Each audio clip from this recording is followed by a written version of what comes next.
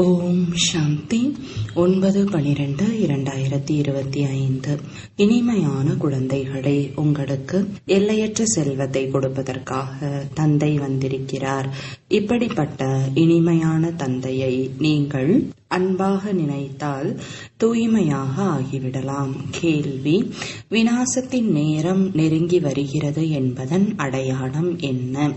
பதில்: விநாசத்தின் நேரம் நெருங்கினால் நம்முடைய தந்தை வந்துவிட்டார் என அனைவருக்கும் தெரிந்து கொண்டே போகும். இப்பொழுது புதிய உலகின் ஸ்தாபனை, பழைய உலகின் அழிவு ஏற்பட போகிறது என்பது பலருக்கும் காட்சிகள் கூட கிடைக்கும். துறவிகள், அரசர்கள் போன்றவருக்கு ஞானம் கிடைக்கும்.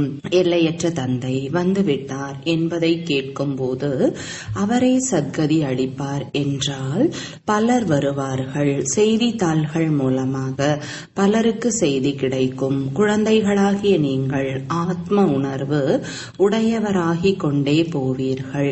ஒரு பாபாவின் நினைவில் அதீந்திரிய சுகத்தில் இருப்பீர்கள். பாடல்: இந்த பாவம் நிறைந்த உலகிலிருந்து எங்காவது அழைத்து செல்லுங்கள். ஓம் சாந்தி. இதை யார் கூறுகிறார்கள் மற்றும் யாருக்கு கூறுகிறார்கள்? ஆன்மீக குழந்தைகளே, பாபா அடிக்கடி ஆன்மீகம் என்று ஏன் கூறுகிறார்? ஏனென்றால் இப்பொழுது ஆத்மாக்கள் போக வேண்டும். பிறகு மீண்டும் இந்த உலகத்தில் வரும் பொழுது சுகம் கிடைக்கும்.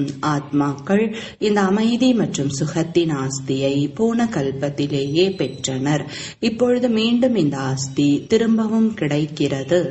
அவ்வாறு திரும்பி கிடைக்கும் பொழுதுதான் சிருஷ்டி சக்கரமும் மீண்டும் ரிப்பீட் ஆகிறது. அனைத்தும் திரும்ப நடக்கிறது அல்லவா? எது முடிந்ததோ அது திரும்பவும் நடக்கிறது. அந்த நாடகம் கூட ரிப்பீட் ஆகிறது. ஆனால் அதில் மாற்றம் செய்ய முடியும்.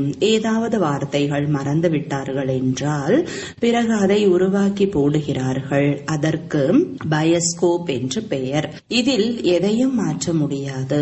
இது உருவாக்கப்பட்ட நாடகம். அந்த நாடகத்தை ஏற்கனவே நிச்சயிக்கப்பட்டது என்று கூற முடியாது. இந்த நாடகத்தை புரிந்து கொள்வதால் அதுவும் புரிய வருகிறது.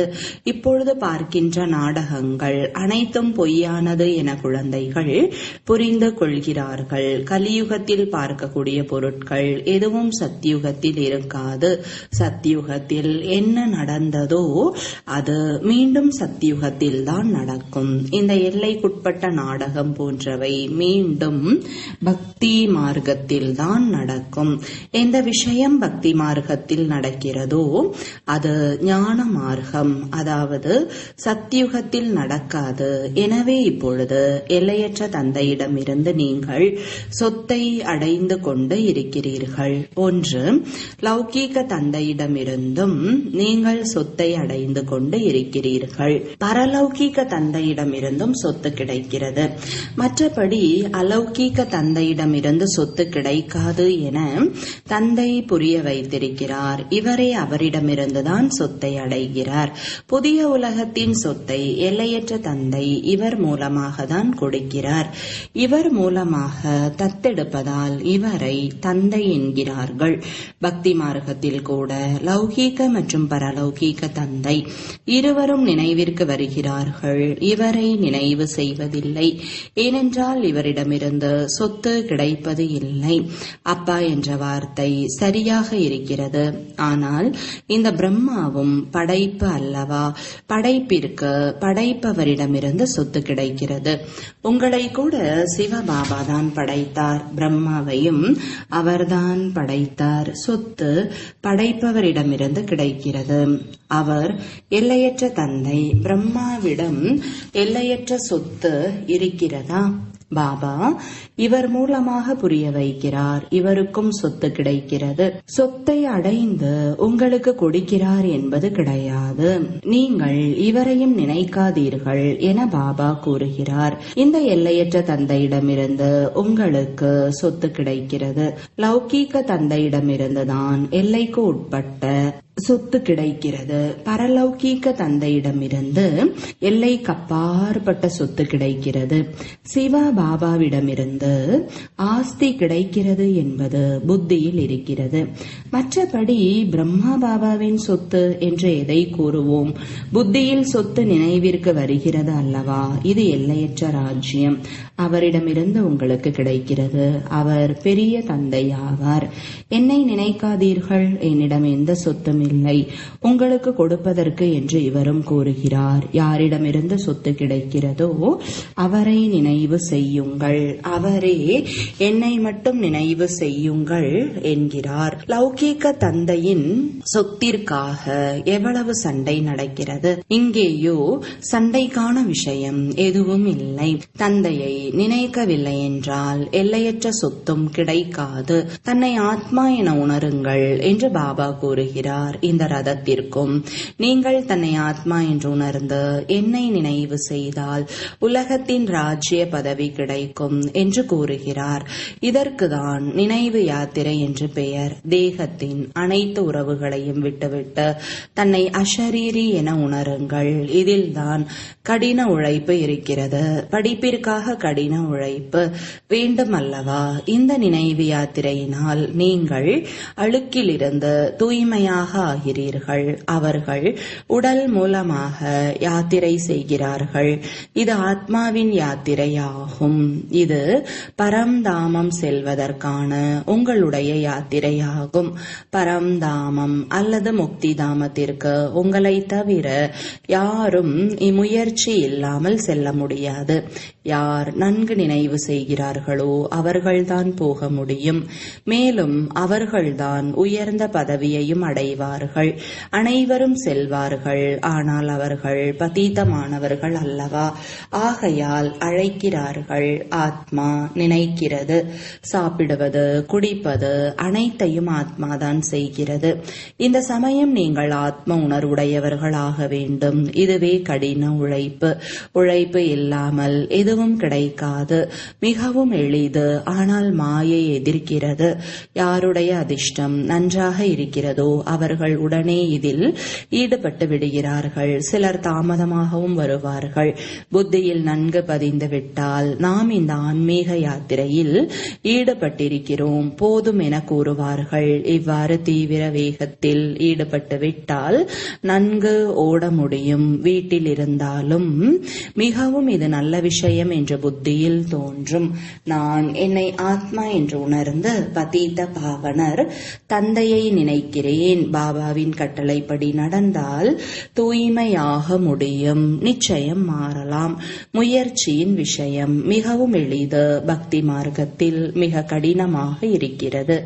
இங்கே உங்களுடைய புத்தியில் நாம் பாபாவிடம் திரும்ப போக வேண்டும் என்பது இருக்கிறது. பிறகு இங்கே வந்து விஷ்ணுவின் மாலையில் சுழல்வோம். மாலையை கணக்கிட்டு பார்ப்போம். பிரம்மாவின் மாலை இருக்கிறது, விஷ்ணுவின் மாலை இருக்கிறது, ருத்ரனுடையதும் இருக்கிறது. முதலில் புது சிருஷ்டியினுடையவர்கள் அல்லவா? மற்றவர்கள் அனைவரும் பின்னால் வருகிறார்கள். கடைசியில் சுழற்றப்படுகிறார்கள். உங்களுடைய குலம் உயர்ந்த குலம் எது என்று கேட்பார்கள். நீங்கள் விஷ்ணுவின் குலம் என்பீர்கள். உண்மையில் நாம் விஷ்ணுவின் குலத்தினராக இருந்தோம். பிறகு ஷத்ரிய குலத்தினர் ஆகிறோம். பிறகு அதிலிருந்து வம்சங்கள் தோன்றியது. இந்த ஞானத்தின் மூலமாக எப்படி வம்சங்கள் தோன்றியது என்பதை நீங்கள் புரிந்து கொள்கிறீர்கள். முதலில் ருத்ரமாலை உருவாகியது. உயர்ந்ததிலும் உயர்ந்த வம்சம். இது உங்களுடைய மிக உயர்ந்த குலம் என்று பாபா புரிய வைத்திருக்கிறார். முழு உலகிற்கும் நிச்சயம் செய்தி கிடைக்கும் என்று கூட புரிந்து கொள்கிறீர்கள். பகவான் நிச்சயமாக எங்கேயோ வந்திருக்கிறார், ஆனால் தெரியவில்லை என்று பலர் கூறுகிறார்கள். கடைசியில் அனைவருக்கும் தெரிய வரும். செய்தித்தாள்களிலும் வரும். இப்பொழுது சிறிது போடுகிறார்கள். ஒரே செய்தித்தாளை அனைவரும் படிக்கிறார்கள் என்பது கிடையாது. நூலகத்தில் படிக்க முடியும். சிலர் 2-4 செய்தித்தாள்கள் கூட படிக்கிறார்கள். சிலர் முற்றிலும் எதையும் படிப்பது இல்லை. தந்தை வந்திருக்கிறார் கிடைக்கிறார் என்பது விநாசத்தின் நேரம் நெருங்கும் பொழுது அனைவருக்கும் தெரிய வரும். புதிய உலகத்தின் ஸ்தாபனை, பழைய உலகத்தின் அழிவு நடக்கிறது. பலருக்கு காட்சிகள் கூட கிடைக்கலாம். நீங்கள் சந்நியாசிகள், ராஜாக்களுக்கு ஞானம் கொடுக்க வேண்டும், அநேகருக்கு செய்தி கிடைக்க வேண்டும். எல்லையற்ற தந்தை வந்துவிட்டார், அவரே சத்கதியை கொடுப்பவர் என்பதை கேட்கும் பொழுது அநேகர் வருவார்கள். இதுவரை செய்தித்தாள்களில் இவ்வாறு மனதிற்கு பிடித்த வகையில் எதுவும் வரவில்லை. யாராவது வருவார்கள், விசாரிப்பார்கள், நாம் ஸ்ரீமத் படி சத்யுகத்தை ஸ்தாபனை செய்து கொண்டிருக்கிறோம் என்று குழந்தைகள் புரிந்து கொள்கிறார்கள். இது உங்களுடைய புதிய மிஷன். நீங்களே ஈஸ்வரிய இயக்கத்தின் ஈஸ்வரிய குலத்தினர். கிறிஸ்தவ இயக்கங்களில் எப்படி கிறிஸ்தவ குலத்தினர் உருவாகிறார்களோ அதுபோல நீங்கள் ஈஸ்வரிய குலத்தை சார்ந்தவர்கள். ஆகவேதான் அதீந்திரிய சுகத்தை கோப கோபியரிடம் கேளுங்கள் என்று கூறப்பட்டுள்ளது. அவர்கள் ஆத்ம உணர்வுடையவர்கள் என்று பாடப்பட்டிருக்கிறது. ஒரு தந்தையை நினைக்க வேண்டும், வேறு யாரையும் நினைக்க கூடாது. ஒரு தந்தை தான் ராஜயோகத்தை கற்பிக்கிறார்.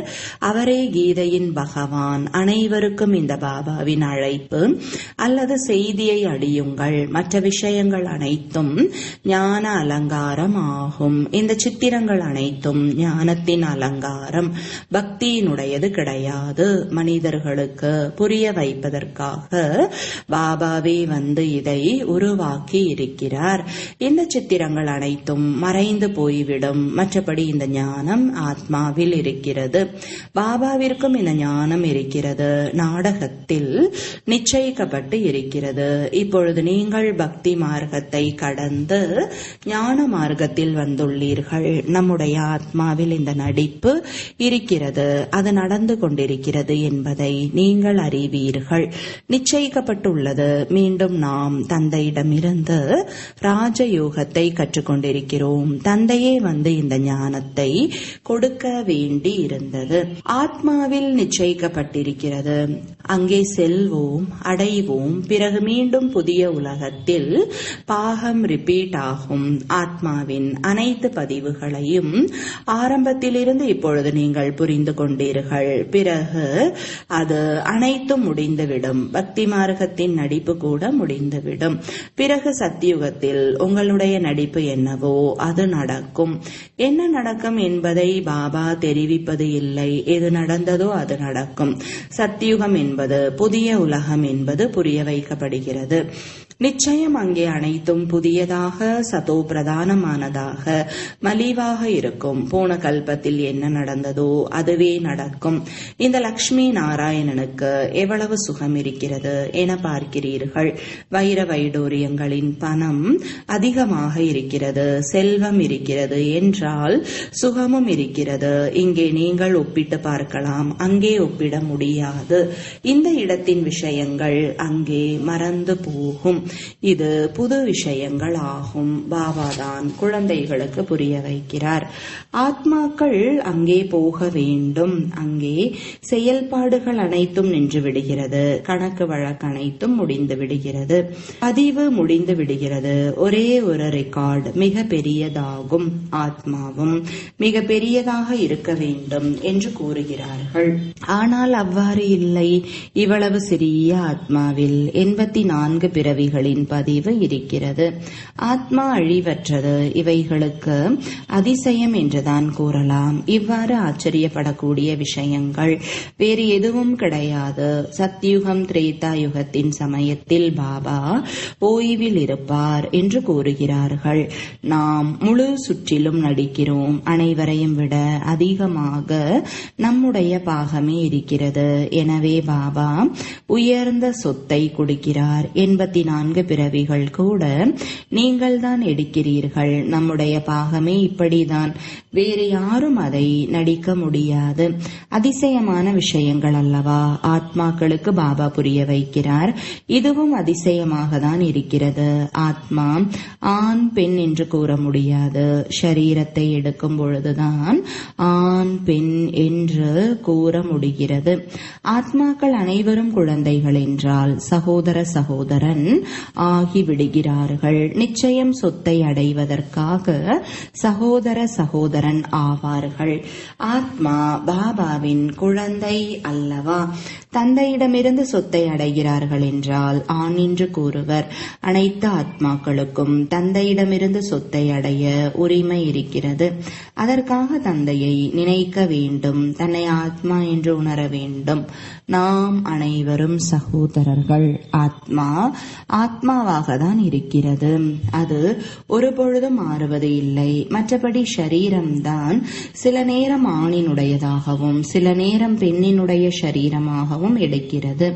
இது பெரிய குழப்பமான ஆனால் புரிந்து கொள்ள வேண்டிய விஷயம். வேறு யாரும் சொல்ல முடியாது. தந்தையிடமிருந்து அல்லது குழந்தைகளாகிய உங்களிடமிருந்து தான் கேட்க முடியும். பாபா குழந்தைகளாகிய உங்களிடம்தான் பேசுகிறார். முன்பு அனைவரையும் சந்தித்தார், அனைவரிடமும் பேசினார். இப்பொழுது செய்து செய்து கடைசியில் யாரிடமும் பேசுவது இல்லை. குழந்தைகள் அப்பாவை வெளிப்படுத்த வேண்டும் அல்லவா? குழந்தைகள்தான் படிக்க வைக்க வேண்டும். குழந்தைகளாகிய நீங்கள் பலருக்கு சேவை செய்து அழைத்து வருகிறீர்கள். இவர்கள் பலரை தனக்கு சமமாக மாற்றி அழைத்து வருகின்றனர் என பாபா புரிந்து கொள்வார். இவர் பெரிய ராஜாவாக மாறுவார், இவர் சிறிய ராஜா ஆவார். நீங்கள் ஆன்மீக சேனையர் அனைவரையும் ராவணனுடைய சங்கிலியில் இருந்து விடுவித்து தன்னுடைய அமைப்பில் அழைத்து வருகிறீர்கள். யார் எவ்வளவு சேவை செய்கிறார்களோ அவ்வளவு பலன் கிடைக்கிறது. யார் எவ்வளவு பக்தி செய்கிறார்களோ அவர்களே அதிகமாக புத்திசாலி ஆகிறார்கள், மேலும் ஆஸ்தியும் அடைகிறார்கள். படிப்பு மிகவும் எளிதானது, புரிந்து கொள்வதும் புரிய வைப்பதும் கூட எளிதானது. கடினமான விஷயம் எதுவும் இல்லை. ஆனால் ராஜ்யம் ஸ்தாபனையாகிறது. அதில் அனைவரும் வேண்டுமல்லவா? முயற்சி செய்ய வேண்டும். நாம் உயர்ந்த பதவியை பெறலாம். மரண உலகத்திலிருந்து டிரான்ஸ்பர் ஆகி அமர உலகத்திற்கு போக வேண்டும். எவ்வளவு படிக்கிறீர்களோ அவ்வளவு அமரபுரியில் உயர்ந்த பதவியை பெறலாம். பாபாவிடம் அன்பு செய்ய வேண்டும். ஏனென்றால் இவரே அன்பிலும் அன்பான பொருள், அன்பின் கடலாக உள்ளார். ஒரே மாதிரியான அன்பு இருக்க முடியாது. சிலர் நினைக்கிறார்கள், சிலர் நினைப்பதும் இல்லை. சிலருக்கு புரிய வைக்க வேண்டும் என்ற பெருமிதம் இருக்கிறது. மிக பெரிய ஆர்வமாகும். இது பல்கலைக்கழகம் என்று யாருக்காவது தெரிவிக்க வேண்டும். இது ஆன்மீக படிப்பாகும். இது போன்ற படங்கள் வேறு எந்த பள்ளியிலும் காண்பிக்கப்படுவது இல்லை. ஒவ்வொரு நாளும் மேலும் படங்கள் வந்து கொண்டே இருக்கும். அதை மனிதர்கள் பார்க்கும் போதே புரிந்து கொள்வார்கள். ஏனி படம் மிக நன்றாக இருக்கிறது. ஆனால் தேவதா தர்மத்தை சார்ந்தவராக இல்லை என்றால் அவர்களுக்கு புரியாது. யார் இந்த குலத்தை சார்ந்தவர்களோ அவர்களுக்கு அம்பு பாயும். நம்முடைய தேவதா தர்மத்தின் இலையாக யார் இருக்கிறார்களோ அவர்களே வருவார்கள். இவர்கள் மிகவும் ஆர்வத்துடன் கேட்டுக்கொண்டிருக்கிறார்கள் என்பதை உங்களால் உணர முடியும். சிலரோ அப்படியே சென்று விடுவார்கள். ஒவ்வொரு நாளும் புது புது விஷயங்களை குழந்தைகளுக்கு புரிய வைத்துக் கொண்டே இருக்கிறார். சேவை செய்ய வேண்டும் என்ற ஆர்வம் இருக்க வேண்டும். யார் சேவையில் ஈடுபட்டிருக்கிறார்களோ அவர்களே மனதில் இடம் பிடிப்பார்கள், சிம்மாசனத்தில் அமர்வார்கள். இன்னும் போக போக உங்களுக்கு அதிகமான காட்சிகள் கிடைத்து கொண்டே இருக்கும். அந்த மகிழ்ச்சியில் நீங்கள் இருப்பீர்கள். உலகிலோ ஐயோ ஐயோ என்ற குரல் அதிகமாக கேட்கும். இரத்த ஆறு பெருகும். சக்திசாலியான சேவையாளர்கள் ஒரு பொழுதும் பசியில் இருக்க மாட்டார்கள். ஆனால் இங்கேயே நீங்கள் வனவாசத்தில் இருக்க வேண்டும். சுகம் அங்கே கிடைக்கும். குமாரியை வனவாசத்தில் அமர வைக்கிறார்கள் அல்லவா? மாமியார் வீட்டிற்கு சென்று அதிகமாக அணிந்து கொள்ள வேண்டும். நீங்கள் மாமியார் வீட்டிற்கு செல்கிறீர்கள் என்ற பெருமிதம் இருக்கிறது. அதுவே சுகதாமமாகும். நல்லது. இனிமையிலும் இனிமையான காணாமல் போய் கண்டெடுக்கப்பட்ட செல்லமான குழந்தைகளுக்கு தாயும் தந்தையுமான பாப் தாதாவின் அன்பு நினைவுகள் மற்றும் காலை வணக்கங்கள். ஆன்மீக குழந்தைகளுக்கு ஆன்மீக தந்தையின் வணக்கங்கள். ஆன்மீக தந்தைக்கு ஆன்மீக குழந்தைகளின் அன்பு நினைவுகளும் வணக்கங்களும். தாரணைக்கான முக்கிய சாரம். முதலாவது, மாலையில் சுழற்றப்பட வேண்டும் என்றால் ஆத்ம உணர்வுடையவராகி தீவிரமான வேகத்தில் நினைவு யாத்திரை செய்ய வேண்டும். பாபாவின் கட்டளைப்படி நடந்து தூய்மையாக வேண்டும். பாபாவின் அறிமுகத்தை கொடுத்து பலரை தனக்கு சமமாக மாற்றம் செய்யக்கூடிய சேவை செய்ய வேண்டும். இங்கே வனவாசத்தில் இருக்க வேண்டும்.